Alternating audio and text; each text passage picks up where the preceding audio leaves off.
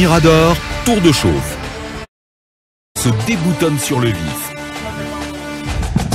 Voilà, c'est la signature d'Imam Baben de l'hôtel qu'on l'aime. Merci le génie. Allez, c'est parti pour cet autre numéro. Toute l'équipe en piste et au meilleur de sa forme pour vous tenir compagnie jusqu'au port de 11 h. Vous êtes sur Fraternité. Si vous êtes dans la région de Mamou, la ville Carrefour, vous êtes sur Baobab FM à Kankan sur 97.7 et dans le Bourré à Sigiri. Et pourquoi pas à Sankara, dans le Sankara à Farana. Merci à vous tous qui nous rejoignez également à travers nos canaux digitaux, le www.filmguinée.com ou encore la page Facebook ou la chaîne YouTube. Nos applis également disponibles. Bonjour Mohamed Zemmour, bonjour. Bonjour l'homme de médias de l'année, bonjour Bienvenue. aux auditeurs, bonjour aux téléspectateurs. Bienvenue. Bonjour à la paisible population de Madina à Kankan. Bien. Et toute ma compassion à cette ville, évidemment. Vous savez, il y a eu un incendie hier au grand marché de Kankan, marché Dibida. Ah bon? Oui, pour ceux qui connaissent bien Kankan, même si toi et moi, ça fait très longtemps que nous ne partions pas à Kankan. Oui. Je connais très bien Kankan. Une dizaine d'années, nous ne partons pas. Attendez quand même. Non, mais tu n'en sais rien. Mais plus d'une dizaine moi, d'années, je vais souvent en week-end, des jours et je reviens. Voilà. Tu n'en sais pas grand-chose. Il n'a qu'à dire pour lui, dis pour toi. Voilà, laisse pour les autres. Voilà, parce que Mohamed, c'est comme quelqu'un qui est totalement déraciné. Non, pas déraciné, j'assiste aux réunions hebdomadaires. Je suis informé. Oh là là, tu vas te faire flinguer là en direct. Ce qui se passe à Madina, je suis informé à la lettre. Bien. Et voilà, comme pour dire. Il y a une association de Madina? Oui, bien sûr. Bien sûr. À laquelle tu appartiens? Oui, bien sûr, on tient les réunions souvent à Gbessia, à Dixine-Boa. Et tu donnes ta cotisation? Je suis inscrit, je suis bien dans le groupe. C'est pas comme cabinet qui ne connaît pas Konidou. Et voilà. Et puis, vous savez qu'on l'appelle souvent cabinet Konidou. Ok. Ah oui. Ok. Cabinet Konidou. D'accord. Alors, rapidement, on va dire bonjour aux banques ce matin. Ok. Ce qui se passe dans les banques, c'est inacceptable. Lorsque vous venez au guichet, si on ne vous dit pas qu'il n'y a pas de connexion, on dit qu'il n'y a pas de réseau. Ouais, et là, vous traînez c'est dommage, pendant des heures. Ouais, alors qu'en ce mois de Ramadan, elle ferme à 14 h. Mais c'est incroyable. À 14 h pour la plupart. Ce sont des piètres prestations et de ces sans banques. parler de ces caissières. Évidemment. Mais comment ça se passe? Mais chaque fois que vous faites un retrait, mais récemment, je fais un retrait, mais vous avez sur chaque lot de 2 millions, je voulais dire, et tu as un manquant de 400 000. Évidemment. C'est très grave. Je confirme. On ne sait pas c'est la complicité de qui. Les caissières ou celles qui sont dans les caveaux. Du côté de la banque centrale, il faut vraiment qu'on soit plus vigilant.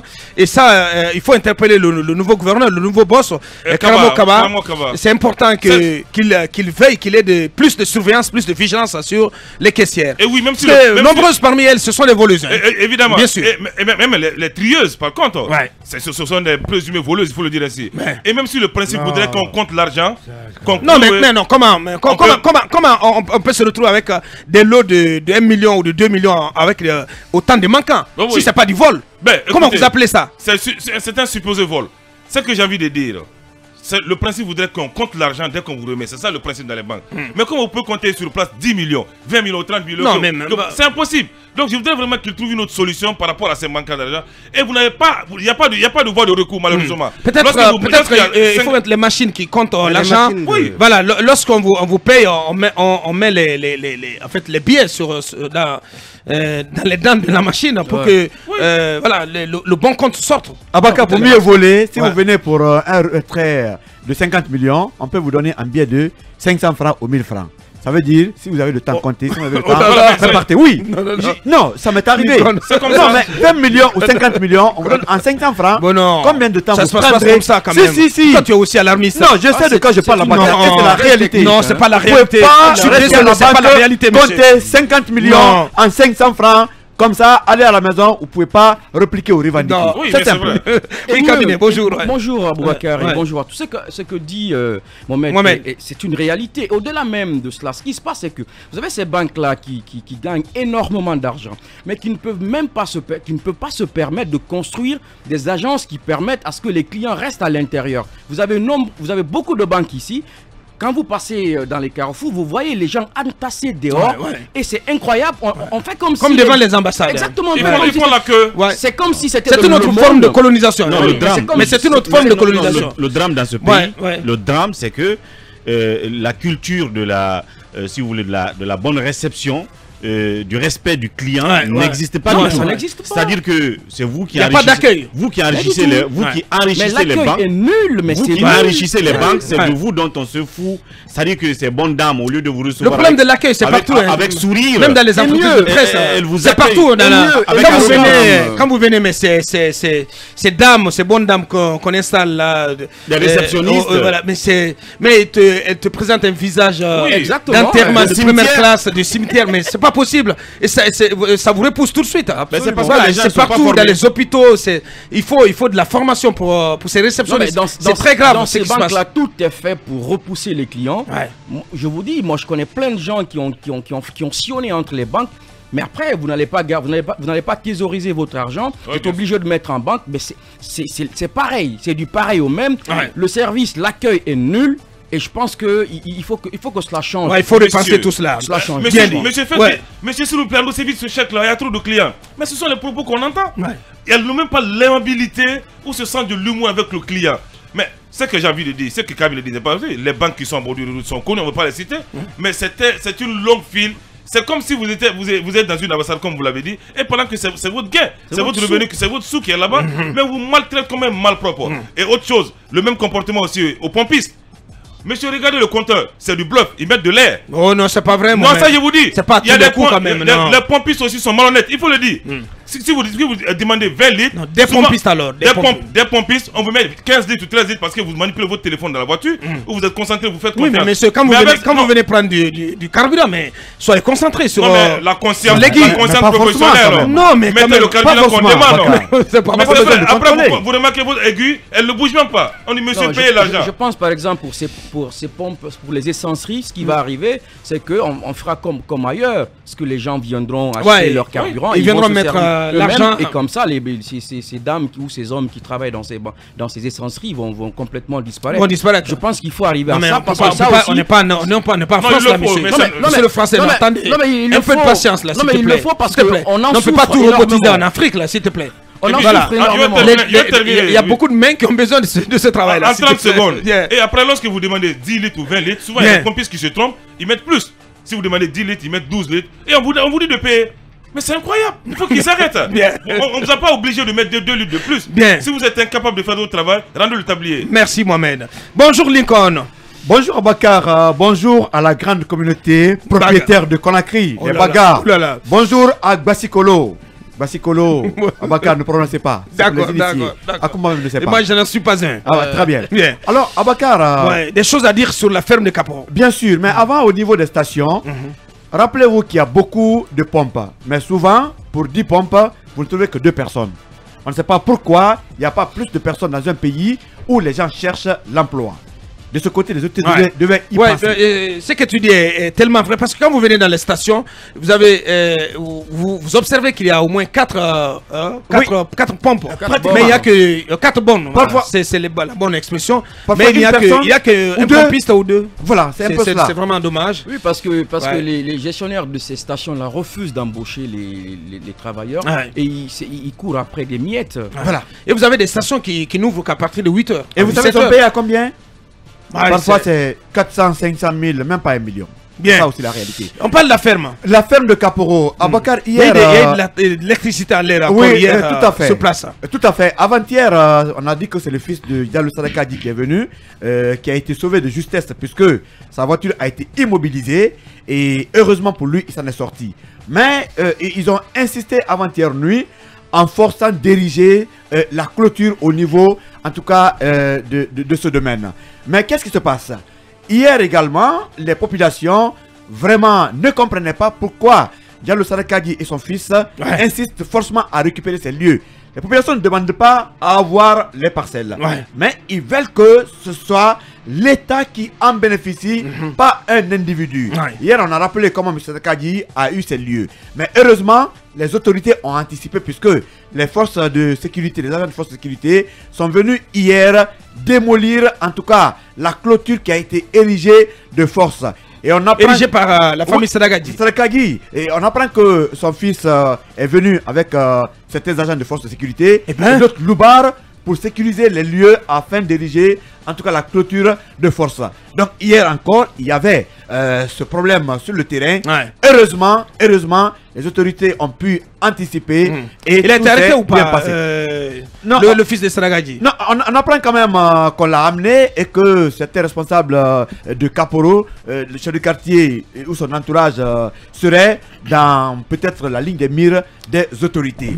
Abaka, pour terminer, le président Mbadi Doumbouya, on lui demande, qu'en récupérant les biens de l'État, de penser à un décret pour restituer les biens privés spoliés par l'État. La liste est connue, je sais de quoi je parle. Au temps de compter, une commission a été mise en place. Ces biens ont été recensés, numérotés, les propriétaires étaient connus. Beaucoup sont morts, leurs enfants vivent, que le président y pense, puisque on sait que beaucoup d'actes sont posés. Mais aujourd'hui, pour la réconciliation nationale, il faut restituer tous les biens privés spoliés par l'État. Bien dit, Lincoln, merci. Akumba Diallo, bonjour. Bonjour Aboubakar, bonjour à nos chers auditeurs et téléspectateurs, bonjour à ces nombreux inconnus des magistrats qui ont été victimes de ma pathologie d'hier. Oh là là. Et voilà, c'est ça aussi, les lapsus, ça arrive comme le disent certaines personnalités. Mais puisque vous parlez des banques, moi je vous trouve très dur à l'égard de ces agents, de ces banques-là, les banques que vous indexez.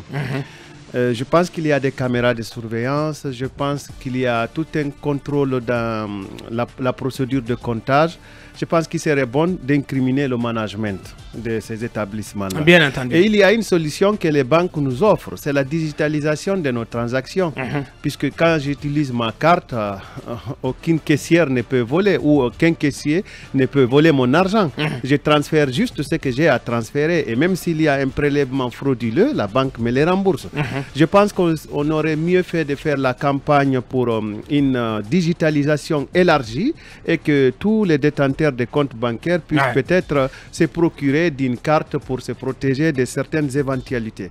Sur les produits pétroliers, j'espère que le litre ne va pas atteindre 11 000 francs dans les mois à venir, en tout cas en Guinée.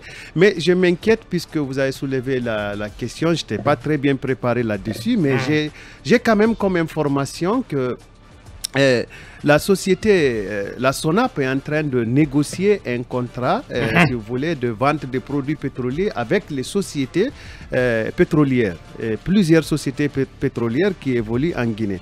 J'espère que ce contrat sera très bien négocié pourvu qu'il n'y ait pas une crise dans le futur, parce que si les entreprises pétrolières sont obligées de vendre à perte, je pense qu'elle pourrait se résigner à vendre. Et si elle se résignait à vendre, vous et moi, je pense que nous ne pourrions pas nous rendre ici et faire le travail qui s'y est. Je reviendrai largement sur ce projet de contrat à ma disposition. Demain ça dépendra de la programmation. Parce que j'ai le document et je pense que c'est très difficile à comprendre. Quand très bien. Merci. Bonjour, l'enfant du triangle sacré. Bonjour l'échelle. Bien dit. Merci. Bonjour à Nelson Mouridou, bonjour à Koui, bonjour à Komodou. Et bonjour à Abessila. Il était à Zérékoré avec son équipe pour actionner le système, si vous voulez, d'interconnexion électrique qui donc va desservir Zérékoré en électricité 24 heures sur 24. Et cela est une grande joie. Je savais que les gens de Zérékoré, mais ils se prennent pour des gens civilisés, entre guillemets. Et ils considèrent que Zérékoré est devenu soudain la deuxième ville de la Guinée. Oui, mais c'était au détriment de Kankan. Oui, mais écoutez, c'est dans leurs rêves. Oui, mais attention. C'est pas possible. Oui, mais attention. Non, mais c'est dans vos rêves. Non, mais attention. Non, mais c'est sans commune mesure. C'est une injustice sociale. Non, c'est pas possible. Tu peux pas comparer Zérékoré à Kankan quand même, Mohamed. C'est pas possible. C'est un des greniers du pays qui nourrit le pays. La loco, l'huile et tout le reste, ça vient de chez nous, là. Nous, on a l'igname. Et depuis plusieurs décennies, on n'a pas on approvisionne le pays en igname. Il a coulé là-bas. Igname, manioc et tant d'autres. A coulé chez Dadis, il y a. Ça te fait rire. A coulé chez Dadis, il y a quand même le Diani qu'on pouvait même valoriser et mettre un barrage de ce côté qui pouvait desservir Zérékoré il y a longtemps. Ça n'a pas été fait. Maintenant, il y a ce projet d'interconnexion. C'est à l'actif en même temps du régime Alpha Condé et le mérite du CNRD d'avoir clôturé, conclu cette affaire. Mais ce qu'il faut signaler, c'est la sensibilisation qui a manqué dans la procédure. C'est qu'il y a déjà une victime de l'électricité à Zéro Corée. Il y a une dame qui est morte j'ai vu ça. parce qu'elle manipulait, je crois, des fils électriques, elle suspendait des habits, quelque chose dans ce genre, et elle a été électrocutée. Il faut beaucoup de sensibilisation sur donc, place. Il faut qu'il y ait de la sensibilisation. Je l'avais dit la dernière fois ici, et je pense qu'AB a déjà quitté les lieux. C'est bien de faire ce qu'il a été fait, mais il faut instaurer un mécanisme de sensibilisation. Et les câbles qui ont fait 10 ans, 20 ans dans les... Il faut les remplacer. Il faut les remplacer. Il faut dire aux gens qui doivent remplacer. Sinon, les incendies, on va commencer à les voir plus à l'intérieur qu'à Conakry. Et puis, ce qu'il ne faut pas souhaiter du tout. Ce qu'il ne faut pas souhaiter, mais je pense que ça peut arriver si on ne change pas les câbles. Autre chose. Akumba parlait de la SONAP tout à l'heure. J'ai constaté depuis hier que l'inspection de la SONAP a intercepté de la contrebande de carburant en réexportation vers le Libéria, entre autres pays de la sous-région où on envoie, y compris Bamako peut-être. Il faut saluer cet acte-là et je pense qu'il faut consolider justement le mécanisme de contrôle de cette contrebande de carburant et appliquer parce que le carburant il est vendu moins cher en Guinée qu'au Libéria, c'est ça? Visiblement, c'est ce qui fait que les gens réexportent et c'est pas bon pour la consommation locale. Et il faut donc saluer la SONAP pour cette action et qu'ils amplifient cela parce que sinon ce ne sera pas du tout bon pour les consommateurs locaux. Bref, je parlais aussi de... Vous savez, de la dette intérieure, effectivement, dont le non-paiement reste un statu quo. Toute chose qui aujourd'hui plombe le dynamisme de l'économie locale, de notre économie locale, parce que si les PME ne sont pas payés, voyez-vous ce que ça crée, c'est que les salariés ne sont pas payés, c'est que le pouvoir d'achat des uns et des autres est affecté. Et je prends l'exemple d'un certain nombre d'entreprises depuis le régime d'Alpha Condé, en tout cas vers la fin du régime Alpha Condé, qui ont bénéficié des marchés dans le cadre des aménagements agricoles. Donc, des domaines cultivables du côté de Daboula et de Sigiri, qui devaient être dans le cadre des travaux d'urgence aménagés, en vue qu'il y ait des activités agricoles sur en ces lieux-là. Il y a, je crois, un certain nombre de districts, notamment Kébeya, Nafadi, selon les données que j'ai, Komakolenda, Dragueda, Falama, Tigioulé et Keremoro.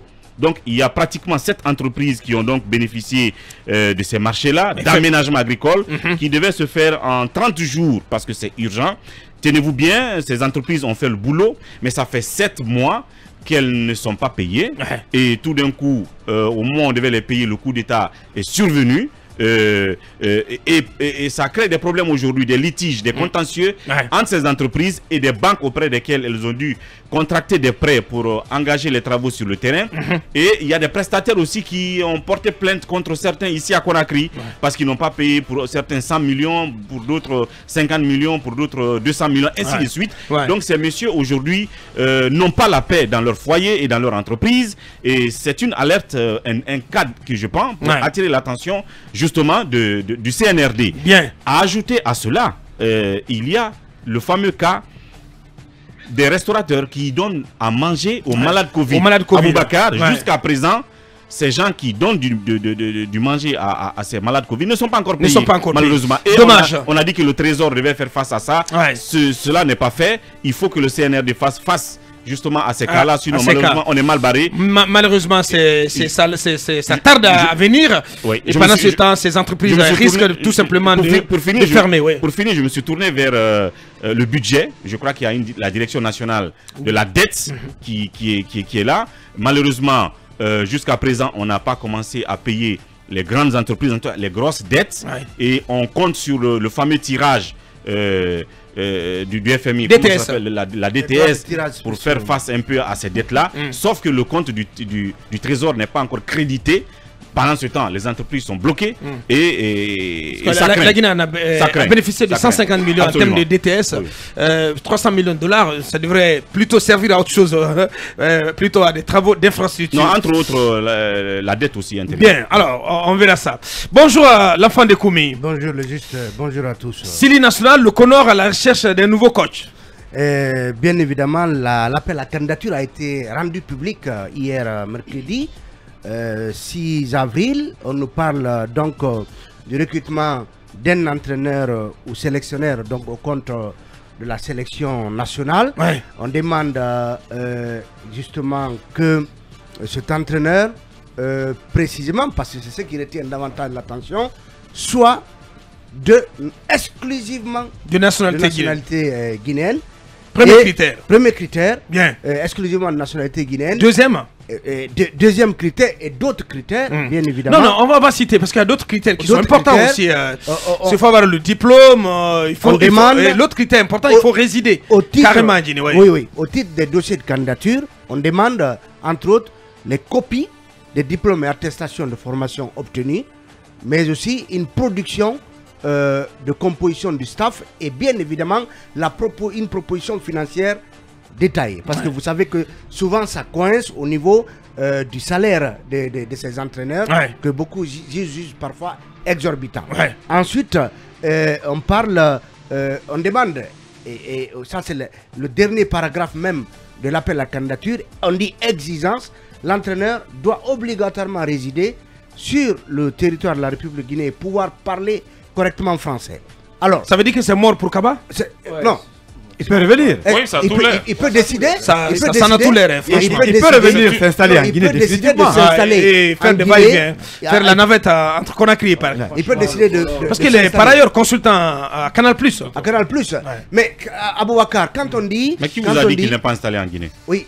Non, mais qui t'a dit qu'il est installé en Guinée? Mais est-ce que... Je te pose la question contraire. J'estime qu'il est installé où? Peut-être que tu l'as vu, il est installé où? J'imagine qu'il est installé ici et qu'il va faire des émissions souvent. De consulting à Canal et puis mais sinon, comment il aurait pu être dans le staff technique sauf si je me trompais, parce que c'est pas mon domaine. Sauf s'il était dans le staff technique de. Pourquoi il était dans le staff technique du Sili national? C'est momentané. Il faisait des momentané. Bien sûr. Oui, mais Aboubacar, même cette phrase-là, mais ça n'a pas de sens. Prêter à équivoque. Quand on dit que les candidatures. Ça n'a pas du tout de sens. Quand on dit que les candidatures doivent être exclusivement ouvertes aux entraîneurs de nationalité guinéenne, est-ce que ceux qui sont de double nationalité peuvent postuler à... Non, je pose la question. Non, il pose la question. On dit exclusivement de nationalité guinéenne. Non, il a dit... Mais en fait, le terme exclusivement est important. Il est important. Est-ce que Kaba Diawara, il est... exclusivement de nationalité guinéenne. On parle de Pablo Cham qui pourrait être intéressé. Est-ce qu'il est de nationalité? Non, je crois qu'il a la double nationalité. Il est guinéo-allemand. Justement, il faut clarifier. C'est compatriote de Mohamed. Il faut clarifier justement ce exclusivement de nationalité. Je pense que c'est un concept, c'est un vocable un peu confusionniste. Mais comment il a dit tout à l'heure, les binationaux, je présume qu'ils peuvent postuler parce qu'ils sont d'abord guinéens avant d'être français ou portugais. Ce sont des critères qui sont plutôt en faveur de l'AP Bangoura. Oui, parce qu'on parle parce qu'il a validé son diplôme d'entraîneur, de coach, et il est ici, c'est quelqu'un qui est capé. Il a plus de vécu que Kaba Diawara, que d'autres encore.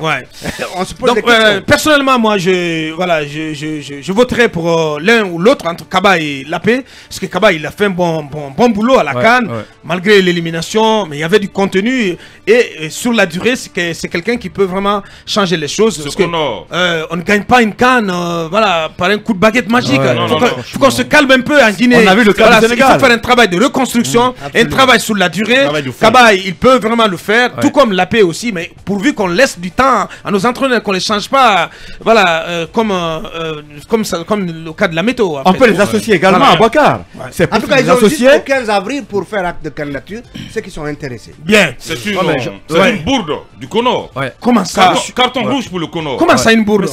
Mais il ne faut pas exclure les sélectionneurs africains qui peuvent servir, et ceux qui ne sont pas guinéens. Ils peuvent aussi servir la Guinée. Parce que le problème, ils ne veulent pas prendre des sélectionneurs étrangers, des Européens, qui coûtent excessivement cher, et la plupart qui gagnent des procès face à la Guinée. Lorsque vous prenez l'AP, ils vont vous lui proposer certainement un salaire de 15 000 euros ou de 10 000 euros.